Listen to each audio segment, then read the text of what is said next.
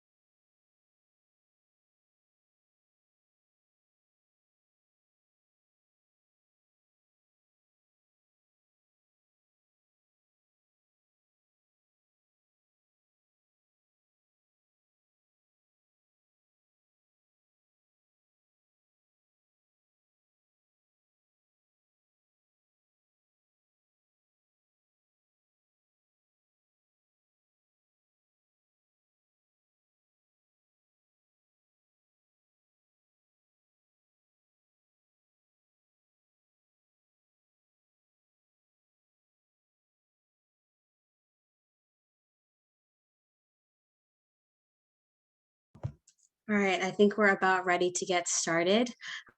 Good evening and welcome. My name is Lade Balade and I will be your host. I'm a senior here at the University of Maryland, majoring in cell biology and molecular genetics and minoring in French.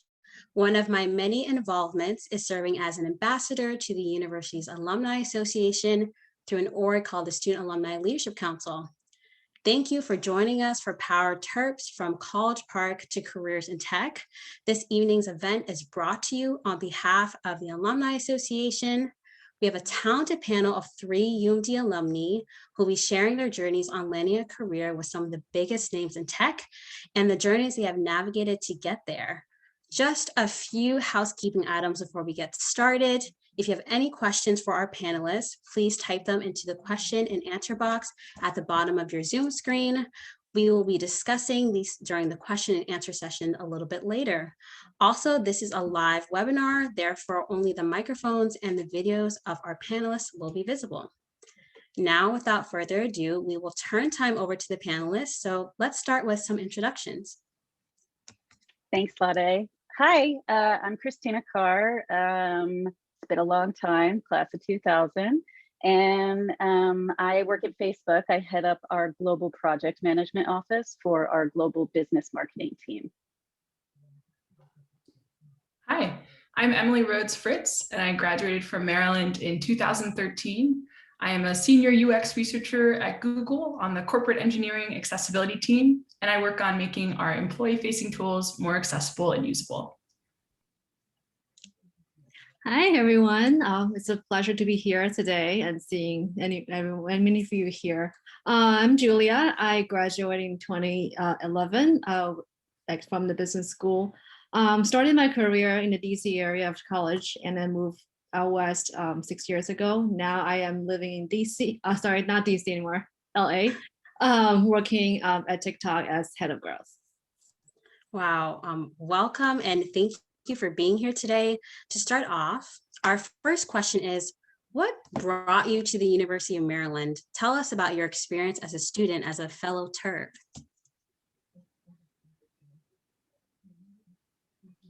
I'm happy to go first. So I grew up in kind of what I like to call the backyard of the university in a town right next to College Park. And my parents met at Maryland, and 2 of my older brothers went to Maryland. I didn't start out going to Maryland. I ended up being a transfer student. And having grown up, I really admired and wanted the UMD experience and broader class selections and boy, did I get it. I took classes on welding, French, astronomy, international relations, Shakespeare, food safety. I could keep going. But I got a really well-rounded college experience there. So I definitely, I think, took advantage of that kind of well-rounded aspect of getting the most out of it. I can go next. Grow up in Maryland, Howard County. So attending a school in state was always the plan for me. But also in high school, just going through Maryland days and all the programs like the physics department, all the departments hosted school trips really got me really excited to going there after high school. So I ended up staying there. I did look around out of state, but I don't think I was ready to move out at that time. So staying in Maryland, started my school as a civil engineering major at first. But eventually through some exploration and talking to professor and taking classes, I ended up in a business school, and I really had a good time there. I miss our just classroom interactions, especially during pandemic. Now I really miss those interactions from school. A lot of the study abroad programs and also field trips to DC, through to all the federal agencies. I think those are a really great experience. That's just really memorable now I think about it. And also, of course, the friendship that we've built over time, right? I think I still keep in touch with a lot of people there. So also a Maryland girl, grew up in Baltimore. Like Julia, a Maryland school just was what made sense for me and my family. Came in as a chemical engineering major, did that for approximately one semester and knew it wasn't right for me. Looked around for a while, was undeclared, and then moved over to study government and politics. And with the proximity to DC, I had amazing internships and just really enjoyed, everything from, I was part of the Greek system. I got to intern with some amazing House of Representative offices. So it was great. I'm glad to hear all about that. And Julia, to your comment about Maryland Day, I love Maryland Day. It's one of my favorite events at UMD. But kind of going into our next question, how did UMD help you get to where you are today? And we can start off with you, Julia. Yeah, sure. I would say that one of the things that I was really grateful for in Maryland was just how helpful the faculty members there were to just help me discover what I want to be. Like I mentioned, I started as civil engineering, took courses there, but also I remember we had those diversity programs, right, where you're supposed to take classes outside of your major. So that's where I started taking some accounting classes or intro business classes, which that got me really excited about that side of the world as well. And then through those classes, I was able to meet a lot of professors and have more, long-term conversations about, okay, what's my long-term career goal? Do I see myself being in civil versus in the business world? So I think that really helped me prepare in thinking more broadly how to set my career goals, even though I didn't really know what I wanted to be at that time. And also just the career services that we have was, even today I think about it, it's impressive, like being we're in DC, right? So we have such a well-connected alumni network. So I really miss those days where, you go to career fair, and I remember in business school, there's in the hallway, every day there's a company there setting a booth. So you can walk up and talk to them and see what their career is like, right? And then sometimes they'll come to classroom and talk about what is it like to be a consultant, right? So I think those really helped me prepare in terms of how I see myself, in the real world. So something that certainly miss a lot.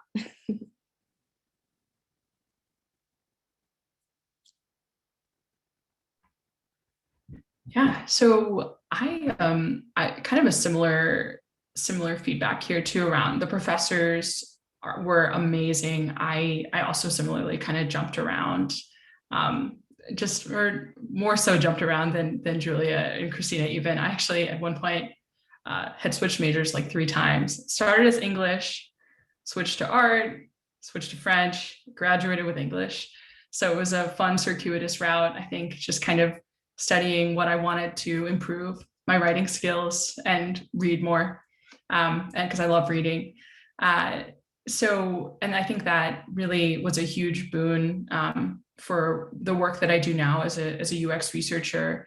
Writing skills are paramount, and being able to tell stories and get your point across and kind of convey, motivate, persuade, all of those things are really crucial. So that's kind of really helped. I think, having that well-rounded background really helped me learn about all of the different variety of things I work in nowadays.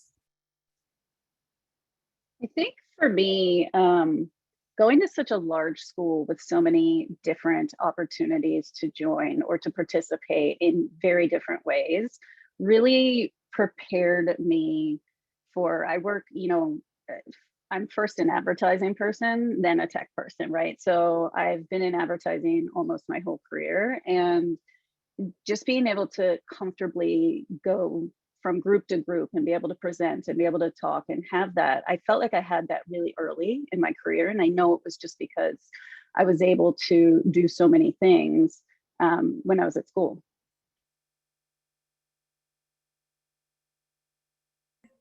I love hearing about all y'all's journeys. I know all y'all didn't start your careers kind of in tech. And Emily, you mentioned Shakespeare and French.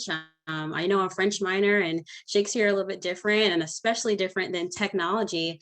And y'all all had the opportunity to kind of talk about, like, how did you start into tech? But is there any chance y'all kind of expand upon how did you make that transition? For example, Emily, how did you make that transition from English to the industry you are in now? And are you planning to stay in this field? And we can start with you, Emily, and then Christina and Julia, you can feel free to join in.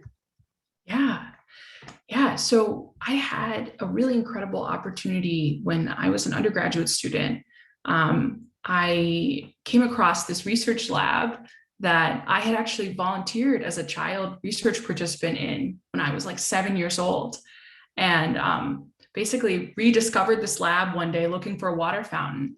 And it just totally changed the course of my life. I ended up working in there as an undergraduate research assistant, working amongst my now research heroes, and learning a lot about the field, kind of working as, an all-purpose research assistant. So, vacuuming the floors, participating in research sessions, taking notes, synthesizing things, helping writing papers, all as an undergrad. And so getting to work with PhD students, doctoral advisors, and kind of see that world really helped me understand that this is absolutely what I want to do. I essentially got to discover a career that was at the intersection of art, design, technology, even literature comes in there, information, kind of how we process it and how we share it and do things well. So that was so key. And that was definitely my launching point. And the lab was the Human Computer Interaction Lab. I always want to say their name because they're an amazing place, and definitely recommend checking them out. That's amazing, Emily. My story is not that concrete. I have done a lot of things. So both my undergrad and my graduate degree are in international relations, all government. And I went to work for the government overseas, and I became what they called a project officer, which kind of just turned into a project manager when I came back to the States. And I fell into advertising and loved it. And that's just where I stuck. And I think, making moves, I moved to San Francisco, and it's kind of easy to work in tech in San Francisco. I worked for an advertising agency, and my clients were tech clients, and I slowly kind of just transitioned over into that space. I worked in e-com, I worked in services online, and then ended up at Facebook. So for me, it was more about what I was doing, right? Like what was fulfilling for me and the work I was actually doing, rather than the industry or the company. For me, so I started my career in the professional service side. Big Four, I know it's really popular. I'm sure it is still really popular among the students in Maryland. Had my internship, my first job in PwC in McLean, Virginia. Was their private company services team. And I learned so much there just as a young professional right out of college. and really establish a lifelong friendship there. In fact, my very first manager, just messaged me today after hearing about this event, because he also went to Maryland, and it was just so nice to be able to connect with people after so long. So after 2 years, I moved to Deloitte Consulting as I started growing interest in the tech industry. And being in DC at that time, there weren't that many opportunities related to tech, but Deloitte did have a really great technology consulting practice there. So my experience there eventually helped me land a job opportunity to move out west and join Amazon in Seattle. So that was really my very first tech industry job. And I would say the analytical skills I learned from Big Four prepared me really well as I entered the tech industry. At Amazon, I was helping to expand their e-commerce to the global markets, and then eventually transition to the Alexa Amazon Echo team, right, to launch their very first smart speaker to the mass market. And then that experience led me to LA. In 2018, I was just getting really tired of the weather in Seattle. So wanted to move somewhere else, and eventually had this role open at that time with TikTok. And really was able to start establishing the growth team there in TikTok. And at that time, it was more of a little dancing and lip syncing app that for a very, very niche audience. So I really enjoyed my time in the tech world since then, and certainly see myself being there in the long term. It's fast changing, it's very innovative. People are very, very passionate about their work, and the culture is quite laid back, I would say. It's certainly things that I think they're important for my career. Great. It's so awesome to hear about y'all's journeys from different companies to even different states. Some are in California, might have heard Oregon, maybe I heard wrong, but just different areas of the US. It's great to hear that. And kind of adding on to what Christina said, we kind of want to hear about what additional education helped you in your current role. So I know, Christina, you mentioned that your master's degree was not associated with tech, but you could even talk about maybe how that master's degree kind of supported you in your role now, and the rest of y'all can add later. Yeah, I think so. I went overseas to do graduate school. I went to Australia and did a research master's, which gave me experience that, frankly, I never thought I would have. I was teaching classes. I am not a teacher, nor do I want to be, but it pushed me into some areas that were a little bit uncomfortable for me. And then I think, even though it's not exactly what I studied, I think going to school internationally and getting exposed in that way really prepared me for having global roles, right? Like, since I've always worked in that space, I've been pretty focused on a global audience, and I've been pretty focused with global teams, and that was super helpful. And then, I've done other things along the way, just in terms of project management, right? When I was starting out my career, there are certifications, there's different classes, things like that. And whenever I worked somewhere where they would pay for it or they would have a class there, I would do it, because I think learning, it just helps you. Maybe it's not exactly what you're doing day to day, but it's always transferable. Yeah, I also went to graduate school. So I went into grad school pretty soon after finishing my undergrad degree. I had thought about not going that route, and then had an opportunity to jump at an opening at the University of Baltimore in their interaction design and information architecture program. So it really unlocked everything I needed to know for day one when I joined Google, first as an intern, and then after my internship ended, I joined as full-time. And that was so helpful, especially as someone who kind of sometimes I benefit from that boost of confidence, kind of showing up and realizing okay, I got this. Still, having to deal with some, nervousness about all the other things of joining a new company and figuring out how I fit in the kind of schema of all of this. But it was nice to know that at least from a method standpoint, I was like, okay, I have my knowledge to back me up. So for me, I would say, well, the last class I ever took was my senior year in Maryland. So I different from Christine and Emily, I actually did not get a graduate degree. I did think about getting an MBA at one point, but eventually, I think the career just worked out, and that made me realize I probably don't need another degree to advance my career. So I would say since college, yeah, ever since then, I really just learned on the job and through the resources that are available online. Especially being in the tech and media industry, you really have to stay on top of what's happening in the world as things move so fast. I think I was also so that's really important, just absorbing information online and learn from there. I think that's really what you need. But in addition to that, I would say the along my career, I've met so many really great managers and mentors. I think I saw them as really great resource for me to help me learn or give me guidance that whenever I need. Right, similar to in college, I had professors that could help me understand, okay, what giving guidance on what I want to do, what major I want to went with. But then in your career, I think the managers or mentors that you need, they are the ones that can also, you can just learn so much from. So yeah, for those who is debating about grad school, I think that's really my take there. Right. And adding on to what Julia said, you have to keep up with tech and everything's super busy. So I think a question we all would love to have answered by each and every one of you is, what does a typical day look like for you? How do you stay on top of everything, being like a busy bee, or we can say a busy terp? What is that like, keeping up with everything and, staying on task and in the tech industry?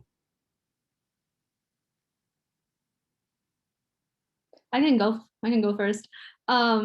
Busy. Yeah, I am very busy, I have to say. I think the lifestyle is certainly very different than the professional industry when I was back in my earlier in the career. I think in general, hours are a lot more flexible. I'm sure Christina and Emily can echo on from Facebook and Google. I think hours are flexible, but it's more about your output, right? What you deliver at the end of the day. So a lot of meetings. I think that's something also very different as I am in 10 years in my career compared to the beginning. I would be a more individual contributor, coming in, get my project done, right, and then done for the day. But now I have to attend all the meetings, provide my guidance to my team or to give my thoughts on the project. So I think it really varies from day to day, but it's certainly a lot more interaction with other team members. And how do I stay on top of things? I would say right now, I think technology just helps, right? I mean, in my current role, we don't even use email as much. We have instant messages. This is not similar to Slack. We have a different one internally where you just talk to people there and then you can get quick responses right away. I think that helped a lot. Yeah, I'll echo the meetings. A typical day, I don't have a lot of typical days, honestly, but I would say I probably spend 75% of my time working in a meeting, whether I'm running quite large meetings or just like broadcasting something internally. So I spend a lot of time on, which has been different this last year because it's staring at the screen for all of that time instead of what we used to have. I have to carve out time to think. So I also block time where I have to put together strategy or put together presentations to our leadership, things like that. How do I stay on top of it? Sometimes I don't. I mean, honestly, like sometimes it is truly so busy that balls drop. We talk a lot at Facebook and in our org about what's a rubber ball and what's a glass ball, right? Like, and you can drop the rubber balls occasionally and they'll bounce back at some point. So we are pretty ruthless about how we prioritize our time. We have to say no to a lot of things. I have to say no to a lot of things, but it's every day is full. I don't, I remember early in my career having like little phases where it would be like, oh, I'm really slow right now and I don't have that much to do and I'm going to take advantage of it. That doesn't happen anymore. But it's just, different day to day, and it's always with people, always. Yeah, I can definitely echo on the meetings, a lot of meetings. I am currently in a role where I am a research lead. And so I do run a lot of research programs in our org, but I'm still an IC, which is kind of a neat position in that I can still get that kind of heads down time when I need it, especially when we're working on a new program or we're getting ready to launch. I will also share, there have definitely been seasons in the past year, in the past couple of years of my career and personal life, where it's just everything's really busy and I have to prioritize. And I definitely have had to, make those tough calls, and the whatever made the most sense, whether it was right now, a big focus of mine, for example, is supporting my peers and really growing their careers. I've had an opportunity to grow my career in a role around accessibility and user experience research that I haven't seen as many pathways in the industry. And so I'm looking to make those investments in my peers so they can see maybe my pathway or forge their own pathway and kind of champion and sponsor those folks. So that's a lot of my kind of focus right now too. But yeah, lots of meetings, lots of talking to people, lots of figuring things out, lots of trying to solve difficult problems that we might not be able to, but we're doing our best. Right. And actually, I was wondering if you could kind of expand upon that, Emily. Our next question was kind of associated with balancing the responsibilities of a demanding professional career with commitments to family, friendships, and personal happiness. I know you kind of started talking about how you kind of balance that. So feel free to go more into detail about that. And Christina and Julia, feel free to add in after as well. Yeah, it can be hard at times. It's especially this past year, I've had to really find the grace and patience for kind of to get through so much. I mentioned kind of thinking about the seasons before too. So about a year ago, for example, my husband and I we decided to get married, and it coincided with this big work summit. And I had to prioritize. I had to cancel my participation in the summit. Were there any knock-on effects from that? I'm glad to say maybe the pandemic helped cushion, but no. I made that call, and my coworkers were so supportive and just elated for me. And that's just an example of maybe to some extent I made up some stress about that, but there's some things, some different seasonal things in life that you're like, okay, I got to prioritize this. It's time for this to happen. So that's just like a very personal example, but yeah, kind of figuring out, balancing all the things. And I will also give credit to my husband, is very patient and supportive. So that's a really big key part, is kind of splitting a lot of the household like equity kind of stuff too. Yeah, I would say balance is an interesting word, right? So I think that as you go through the months or the years of your career, there's going to be times where certain things are more important to you, and there's going to be times when you have to prioritize certain things. I have 2 kids. I live in New York City. So I have 2 kids in a very small space during a pandemic, and I'm working from home, right? So there are things that you just have to let go sometimes, right? My house is not always clean. That's one thing. Or, people are eating chicken nuggets because I have meetings until the West Coast finishes work on one day. And that's just the way it is. And I just try to be as transparent as I can with my team. So the people that report into me, I am very transparent about when I need to be unavailable and what I need from them. I'm the same with my manager and my leaders. I am the same with, like Emily, my very, very understanding husband, and even my kids. You know, they're old enough now that I can say to them, like, this is what's happening today. So it's, 7:30 right now. This is what's happening today. Mommy's doing a certain thing. And as long as we communicate and we're super transparent about what we're doing, it just makes the idea of balance feel a little more attainable, right? Because sometimes it's if you sit in the moment, it's crazy, right? You have a presentation and people are depending on you, and all of a sudden kindergarten starts that day, and then there's 10 more things, and it's whatever. You just have to, really take one thing at a time and prioritize what you think is right in that moment.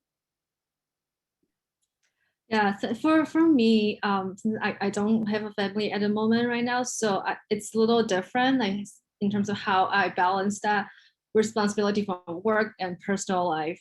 I think it's I don't think I'm doing a great job at it, to be honest. But just the fact that I'm in the tech industry, we're so flexible, I think that helps out, right? So little things like working out, right? It because we are going to work a little later, so you can do that in the morning. Or yeah, so I would say just little things that I try to find time just throughout the day. And even back before quarantine, my father has some health issues. I have to take him to see a doctor very frequently, but my job is just very flexible. I can move meetings around, and I can disappear for an hour or two in the middle of the day, just go for a doctor visit. I think just being in a very flexible environment and then have a very flexible team, very understanding team, I think that helps a lot in terms of balancing that out. I'm also working in a very international team at the moment, so sometimes the meetings are in the evening. So that requires my personal commitment as well. Okay, when I schedule dinners or meet up with people, I don't think I was able to go to as many happy hours compared to days back in the East Coast, just because the times are different. I have evening meetings now, so it's more about how flexible you are and how you see this, right? I think just always give and takes. I'm taking evening meetings, but then that means I can go for doctor visit in the afternoon. I think it has a lot to do with the mindset than anything. So yeah, it's my take here. Julia mentioned something about the mindset that's definitely really, really important with perseverance and just working, or even in school in general. So I'm glad you mentioned that. But kind of adding on to that, what has been the greatest challenge you've been able to overcome so far in your career, whether that's that mindset or that transparency you've used? And we can start with you, Julia, kind of expanding upon that. Yeah, there's definitely many challenges, I would say, throughout my career. Maybe one of them will be moving to the tech industry. I think probably a lot of people are interested here today. I would say back in the East Coast, it wasn't that easy, at least not easy back in 6 years ago, when there were not that many startups, and most of them are in the West Coast. Big companies or small startups. So for me, trying to get into the tech industry wasn't that easy over in the East Coast. I remember all the jobs I applied for were along the coast on this side. So how do I sell myself? I think that was a big part I had to constantly think about. Okay, I have experience in consulting. How are those skills or things I learned I can present it in a way that will be appealing to my future tech colleagues. I would say that is the challenge that I had to overcome. But I think thankfully, in the tech industry, as you can see from three of us here, like we're not engineering majors. We're not, software developers. So you don't need to be super, super technical to get into the tech world. Take Amazon example. When I joined, I was helping them expanding to the global market on the e-commerce side. So they require people who have, finance background, who knows analytical, who knows how to use Excel, right? Who can, think like a business person. So I think the way how I overcome those kind of challenges is to really find uncover the things that you are good at and how you can add value to the tech companies, because they don't need 100% engineers. They want people who have diverse background. I would echo that. I would say, so I'm gonna show my age for a minute. Working in advertising and tech in Silicon Valley, right, in the Bay Area, from, I don't know, 2008 to 2012, people got laid off every 10 minutes. It was just one of those situations. And for me personally, like, the first layoff sucks. You're like, oh my God, what is going on? And then you find a job in 2 weeks and it's fine because it's San Francisco, and that's how the tech world was at that time. But as you get older and you get more established, it gets harder. And I found out that my entire office of like 300 people was closing the same week that I found out I was pregnant with twins. So it was like this crazy ride for, I think, 8 months while they were shutting down the office. As a person who works in operations, part of my job was to help shut down the office and do all these things while I was, making people. And for me, like, that was the biggest challenge, is being nervous about taking that break, being able to come back. What company was I going to come back to? How long could I have off? Like, luckily, it was the Bay Area, and layoffs also come often with like financial things. So I didn't have that extra burden, but it was truly like, how am I going to network with babies at home? How am I going to, who am I going to talk to? All of those types of things. And I think I probably put more stress on myself than I should have, because the moment I stopped like freaking out about it, it got easier, right? Like, you just talk to a few people, you think about, oh, there's 300 other people that I've been working with for 5 years that also just got laid off, that aren't having babies, and they'll probably all have jobs by the time I have to go back to work. I can call all of them. But it's just figuring out, how to not let those things knock you back. And I know, in tech, when you're not, like, we work for big companies, but there's a ton of tiny companies too in tech, and it happens. And I think just not taking those setbacks personally, because it is never about you. It's about a strategy, a company, funding, or something like that, really is important, because it's what keeps you moving forward. Yeah, that's really motivating. I had to take 2 really big leaps of faith right before I joined Google, and then about a year in.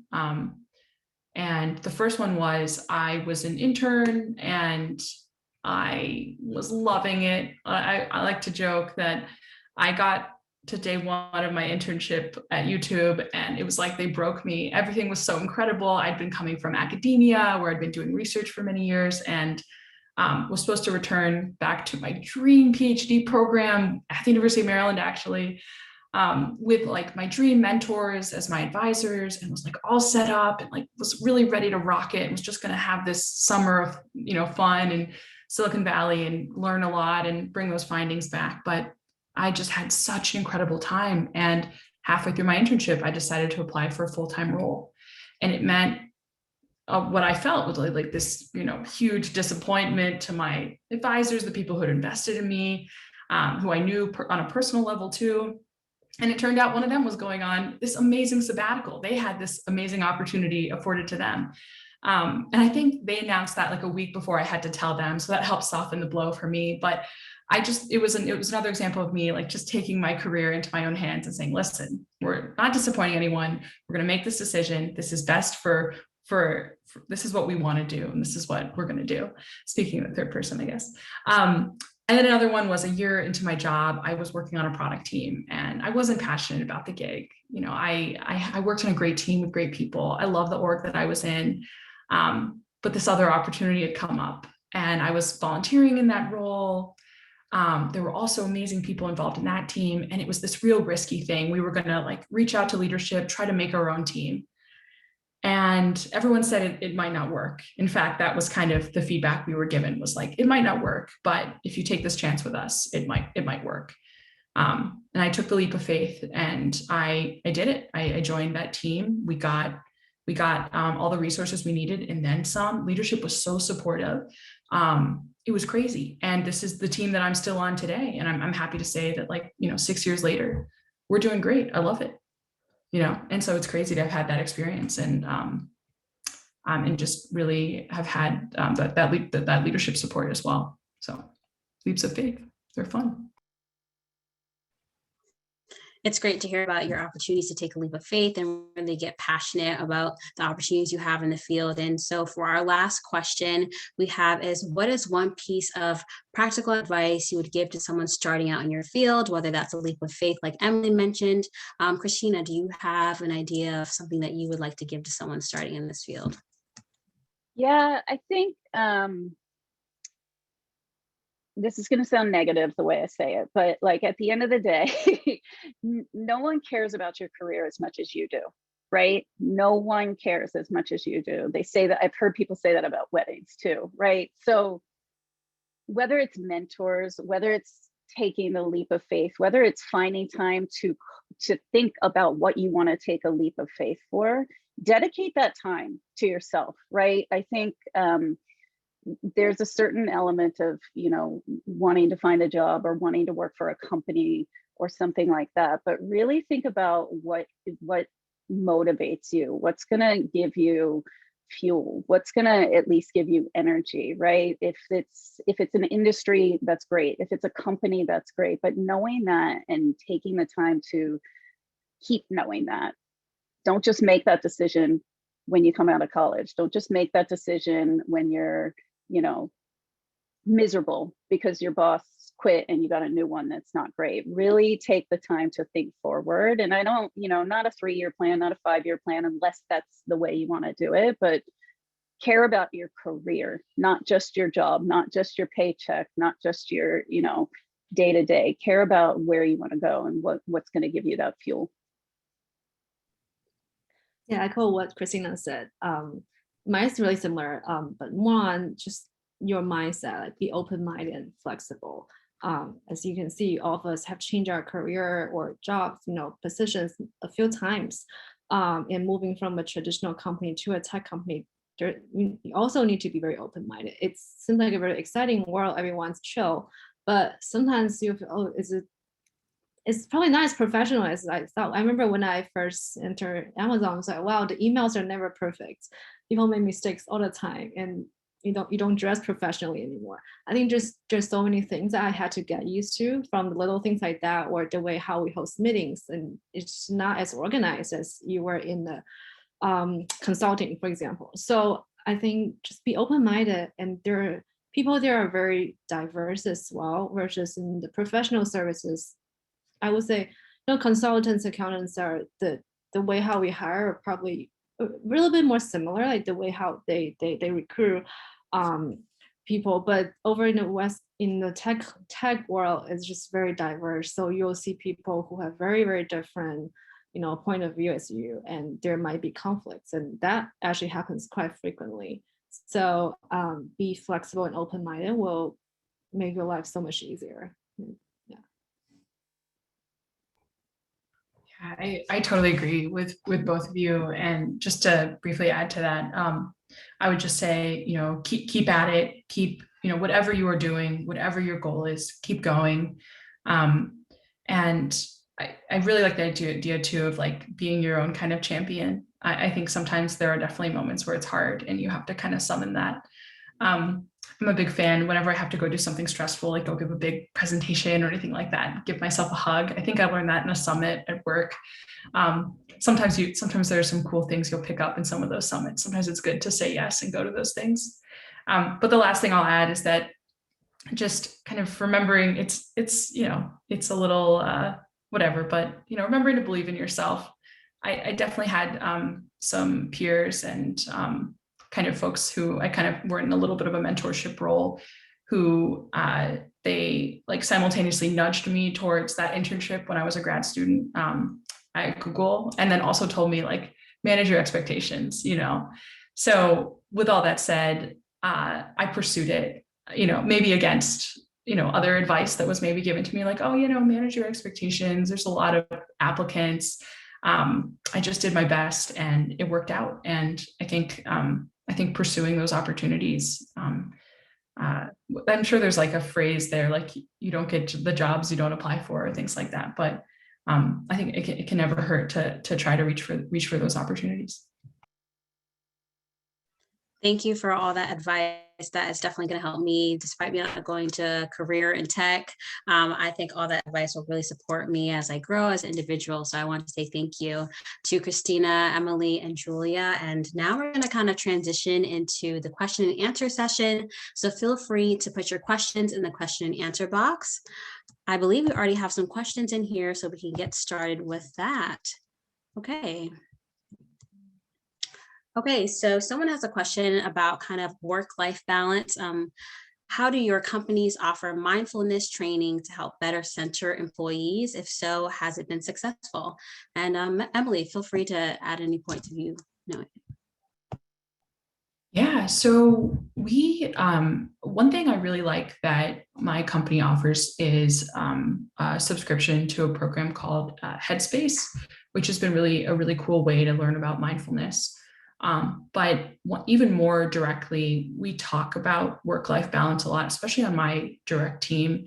It also makes sense, like given that we are working in the accessibility user experience space, like we're all focused on, optimizing experiences and making things better and kind of improving our, quality of life for products and beyond for employees with disabilities. So we have really candid discussions, especially nowadays, and really just supporting each other and kind of figuring out what makes the most sense and kind of putting ourselves first as well, on top of like any team priorities, that our families and our own safety is much more important. So it's nice to have that commitment. Yeah, we have something similar to Headspace subscriptions also provided by the company. We also have mindfulness. There's a thing called breath work that more like a weekly thing that we have 30 minutes and you are doing breathing exercise provided by the company. Someone in my team who's a yoga instructor, she's been volunteering to do yoga sessions for the office through Zoom since last year. So little things like that always helped. I recently purchased this mindfulness cards from everyone in my team that for them to put on their desk. So when they have a hard time or they just need a minute for a break, they pull out a card and then read through that. And I think the little things like that really helped for stressful environments like where we are right now. You don't really meet everyone in person. So yeah, I think in general, not sure about one of the traditional companies, but on the tech industry, most companies are very, what should I say? They definitely care about employees' mental health a lot these days. Yeah, nothing unique. Same. We have a lot of the same things. We also do. My organization is part of a sales and a marketing organization, and as you can imagine, like a sales team at a large tech company is a high pressure job. So we also do, things like energy audits where they'll serve something up for you to really take stock of where you are. Where is your stress sitting? Are you missing physical energy? Is your mental energy spent? Are you not able to focus? Things like that, and help you out with what action plans and ways that you can kind of take care of yourself. It's a great perk. It's a great perk of working for a large tech company, is that plus many other things. They do really care about your whole self, not just, your work self.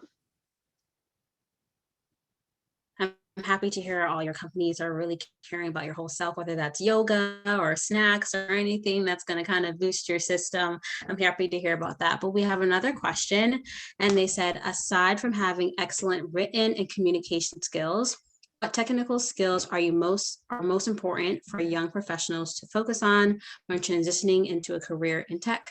And Julia, feel free to start. Data analytical skills. I think that's really important just for any roles, whether you're in advertising or, PMs, right, project management and so on. I think with even design, like designers in my team, they know how to read dashboards and make decisions based on data. I think that's just very important. It's the skill set that will help you stand out amongst your other peers in the same industry.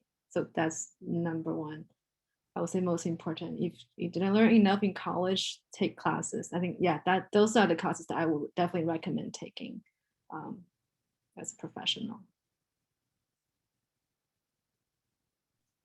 +1, data, all data. Yeah. On the specifically on the technical side of skills, I would also like to give a plug for accessibility.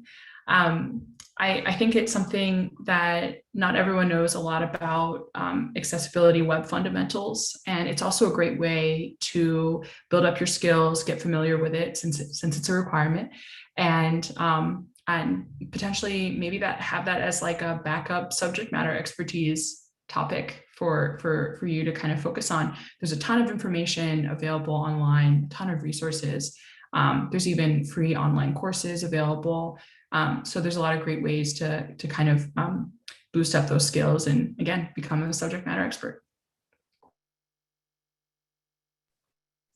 Kind of going back to what I believe Emily mentioned beforehand about like networking, or maybe it was Christina, but someone asked a question about what advice do you have for networking in tech? And I think it was Christina mentioning how an undergraduate, they had the opportunity to kind of connect with some faculty or some experiences that the Career Center had. So is there any advice you have outside of undergrad, or yeah?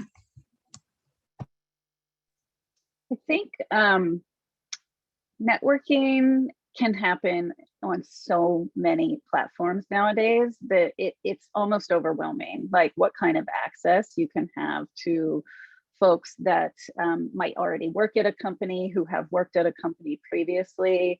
I would say my advice to people trying to network, especially like cold, right? If you don't know someone that works at a company, try to find someone, whether it's through LinkedIn or through a friend of a friend or something like that, through the Alumni Association, that works in the same industry.